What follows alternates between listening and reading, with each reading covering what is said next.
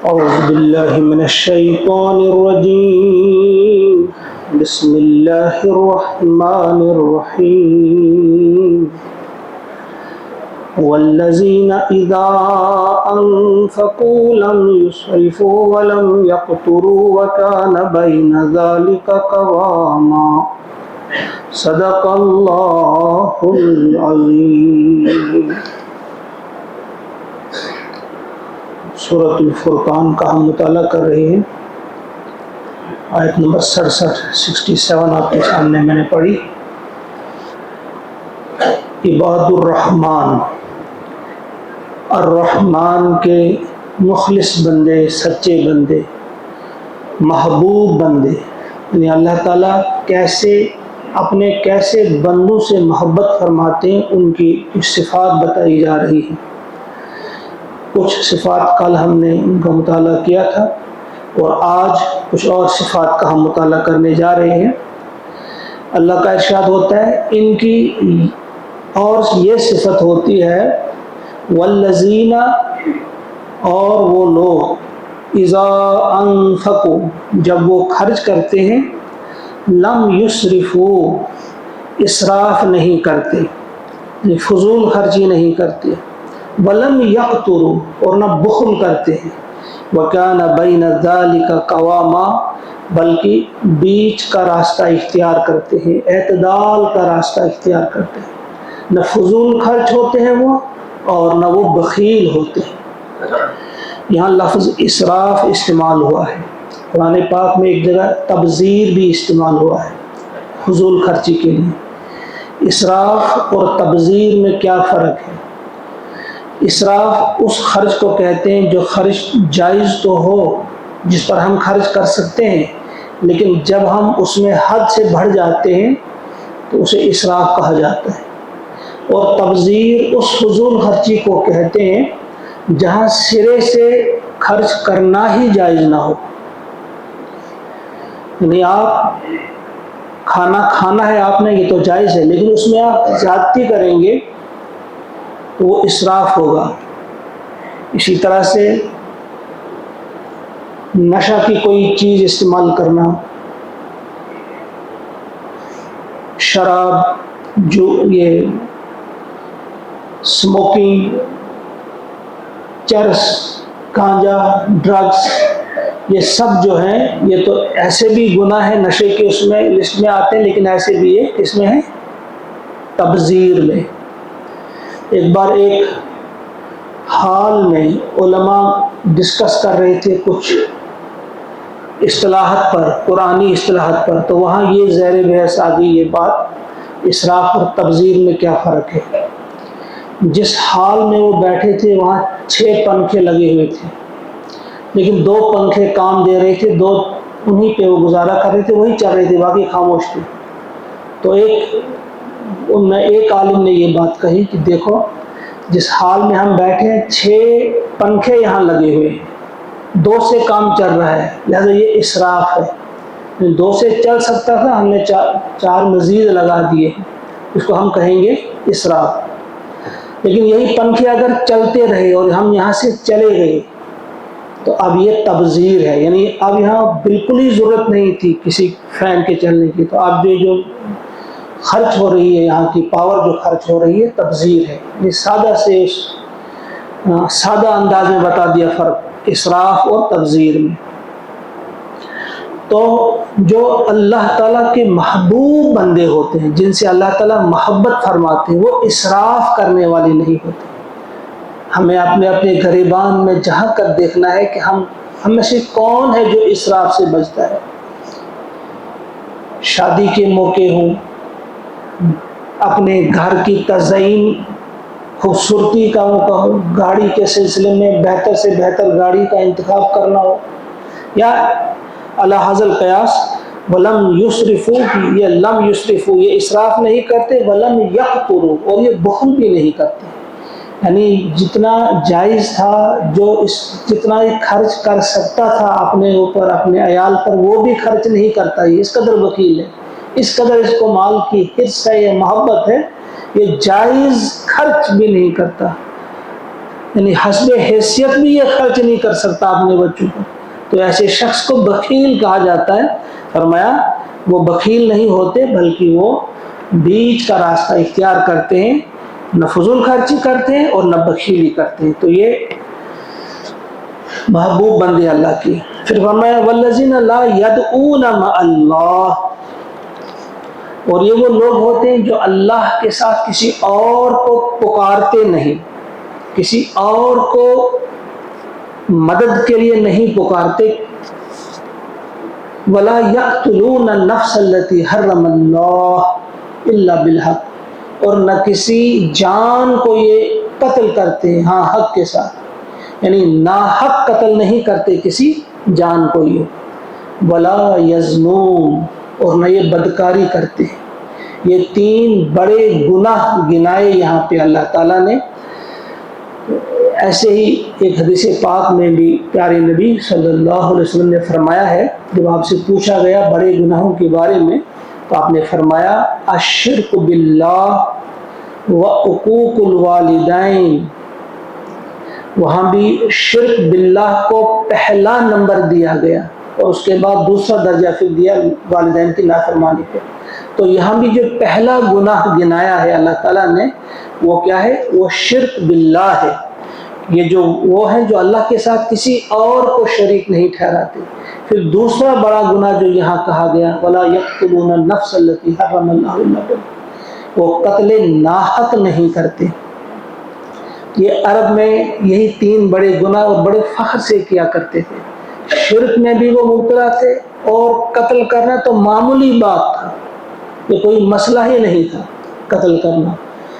اپنی ناک کو اونچا رکھنے کے لیے، اپنے آپ کو بڑا سمجھنے کے لیے کسی کی جان لینا ایک چھوٹی بات تھی، اور پھر زنا تو عام تھا، بڑے بڑے لوگ بھی، اور وہاں جھنڈے لگے ہوئے ہوتے تھے، کہا ہوتا تھا کہ یہاں فلاں یہ چیز آپ کو ملے گی۔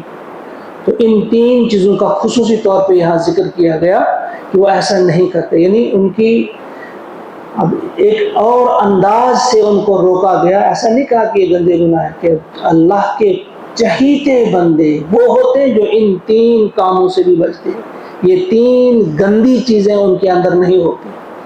وَمَن يَفْعَلْ ذَلِكَ، اور جو ایسا کرے گا جس نے یہ کام کیا، يَلْقَ أَثَامًا، وہ دوچار ہوگا بڑی سزا سے، گناہ کا جو وبال ہوتا ہے وہ اس سے ملاقات کرے گا۔ یلقا ہوتا ہے ملاقات کرنا، ملنا، اور کس سے؟ اسامہ، یعنی گناہ کا جو وبال ہوتا ہے وہ گناہ کی سزا سے دوچار ہوں گے۔ یضاعف لہ العذاب، دگنا کر دیا جائے گا ان کا عذاب۔ یضاعف لہ العذاب کے معنی ایک تو یہ ہے کہ دگنا کر دیا جائے گا، یا مقرر عذاب دیا جائے گا، یعنی اس میں بالکل بھی بیچ میں پاز نہیں ہوگا، رکاوٹ نہیں ہوگی، کسی قسم کا انٹرول نہیں ہوگا، کنٹینیو وہ عذاب ان کو دیا جائے گا اور بڑھتا چڑھتا ہوگا۔ ایسا نہیں کہ ابھی جو عذاب تھا کچھ لمحوں کے بعد ویسا ہی رہے گا، نہیں، وہ بڑھے گا۔ یضاعف لہ العذاب یوم القیامہ، قیامت کے دن، ویخلد، اور وہ رہیں گے ہمیشہ فی، اس میں، مہانا، ذلیل ہو کر، وہ ذلیل خوار ہو کر اس میں ہمیشہ رہے گی، اس عذاب میں۔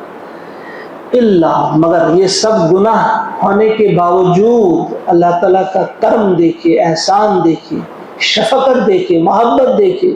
اللہ من تاب، سوائے اس کے جس نے توبہ کی، وہ آمنا، ایمان لے آیا، وہ عمل عملا صالحا، اور صالح عمل کیے، فَأُولَئِكَ يُبَدِّلُ اللَّهُ سَيِّئَاتِهِمْ حَسَنَاتٍ، یہی وہ لوگ ہیں جن کے گناہوں کو نیکیوں سے بدل دیا جائے گا۔ وَكَانَ اللَّهُ غَفُورًا رَحِيمًا، اور اللہ تعالیٰ ہے غفور اور رحیم۔ کچھ مفسرین نے اس آیت کو بتا دیا ہے ان کے لیے جو نئے مسلمان ہونے والے ہیں، پہلے انہوں نے کتنا بھی گناہ کیا ہو فوراً ان کے گناہوں کو نیکیوں میں بدل دیا جائے، لیکن بہت سارے مفسرین نے اس کو عام رکھا ہے، جو بھی گناہ گار ہو، ہم میں سے بھی، ایمان والوں میں سے بھی، جس نے بھی صدق کے دل سے توبہ کی اور پھر ایمان کی تجدید کی، دوبارہ سے اس نے ایمان لایا اور پھر بہترین اعمال کیے، گناہوں کو چھوڑ کر نئی زندگی اختیار کی، بری عادتوں کو چھوڑ کر بہترین عادات اپنائی اس نے، تو ایسے لوگوں کے صرف گناہ معاف نہیں ہوں گے بلکہ ان گناہوں کے بدلے، یعنی ہر گناہ کے بدلے اس کے کھاتے میں نیکی لکھی جائے گی۔ حضرت ابو ذر رضی اللہ تعالیٰ عنہ فرماتے ہیں کہ ایک موقع پہ پیارے نبی صلی اللہ علیہ وسلم نے فرمایا کہ قیامت کے دن ایک شخص ہوگا، اس سے کہا جائے گا آپ نے فلاں فلاں فلاں گناہ کیا ہے، وہ اقرار کرتا جائے گا، کچھ گناہوں کو چھپا دیا جائے گا، بتایا نہیں جائے گا، وہ خاموش رہے گا، اسے معلوم ہوگا میں نے اور بھی گناہ کیے۔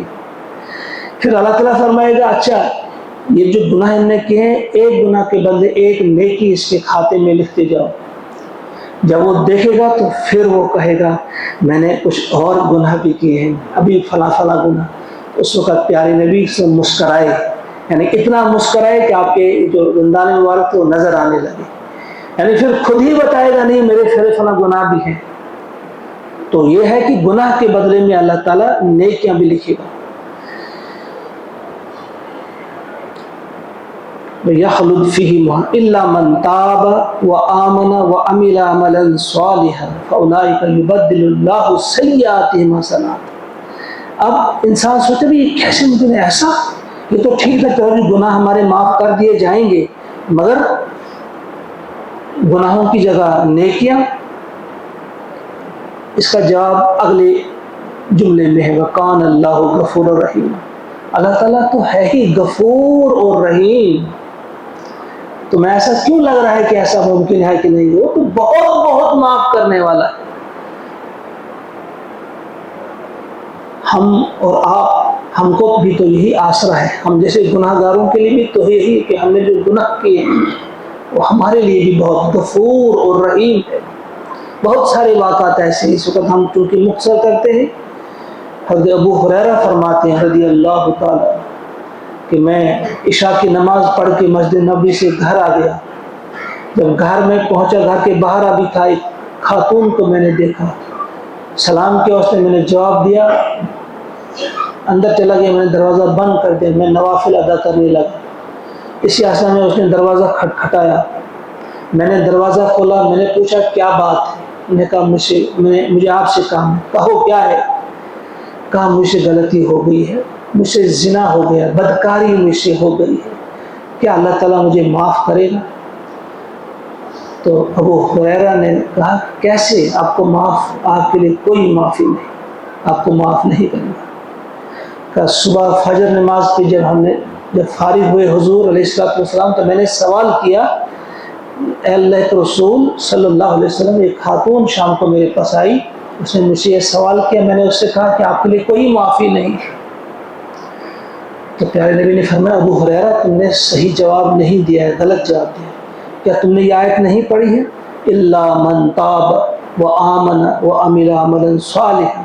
یعنی اس سے پہلے زنا کا بھی ذکر ہے، اس میں بڑے بڑے گناہوں کا ذکر ہے، اس میں شرک کا ذکر ہے، حد سے بڑا گناہ، اس میں قتل کا ذکر ہے اور اس میں زنا کا ذکر ہے۔ تو جو توبہ کرے گا صدق کے دل سے اس کے لیے معافی ہے۔ ابو ہریرہ فرماتے میں اس کو ڈھونڈنے نکلا، دن بھر مجھے نہیں ملی، اسی وقت پھر مجھے ملی عشاء کے وقت۔ پھر جب میں نے اس سے یہ خوشخبری سنائی کہ پیارے نبی نے ایسا فرمایا، وہ شکر کرنے لگے، الحمدللہ، اللہ تیرا شکر ہے۔ پھر اس کا ایک غلام تھا یا کنیز تھی اور اس کا ایک بچہ بھی تھا، دونوں اس نے آزاد کر دیے اس خوشی میں۔ اسی طرح ایک اور شخص آتا ہے، پیارے نبی علیہ السلام سے فرماتا ہے کہ میں نے اتنے گناہ کیے ہیں کہ اگر دنیا کے انسانوں میں تقسیم کر دیے جائیں گے سب جہنم میں چلے جائیں گے، بہت گناہ کیے ہیں، کیا میرے لیے کوئی راستہ ہے؟ تو آپ نے پوچھا کیا تم ایمان لے آئے ہو؟ انہوں نے کلمہ پڑھا کہ ہاں میں ایمان لا چکا ہوں۔ کہا جاؤ، اللہ تعالیٰ مغفرت کرنے والے ہیں، معاف کرنے والے ہیں۔ تو اس قسم کے بہت سارے واقعات ہیں۔ فرمایا الا من تاب وآمن وعمل عملا صالحا فاولئک یبدل اللہ سیئاتہم حسنات وکان اللہ غفورا رحیما۔ ومن تاب، جس نے بھی توبہ کی، وعمل صالحا، عمل صالح کیے، نیک کام کیے، فَإِنَّهُ يَتُوبُ إِلَى اللَّهِ مَتَابًا، تو اس نے رجوع کیا اللہ تعالیٰ کی طرف جیسا کہ رجوع کرنے کا حق ہے۔ اللہ تعالیٰ سے دعا ہے کہ وہ ہم سب کو توفیق عطا فرمائے کہ ہم واقعی توبہ کرنے والے بنے۔ کون ہے ہم میں ایسا جس نے گناہ نہیں کیے؟ بڑے بڑے گناہ کیے، بہت سارے گناہ کیے، لیکن اللہ تعالیٰ غفور اور رحیم ہے، یقینی طور پہ وہ ہمیں معاف کریں گے۔ ہم اللہ سے دعا کرتے ہیں کہ ہمارے گناہوں کو معاف فرمائے۔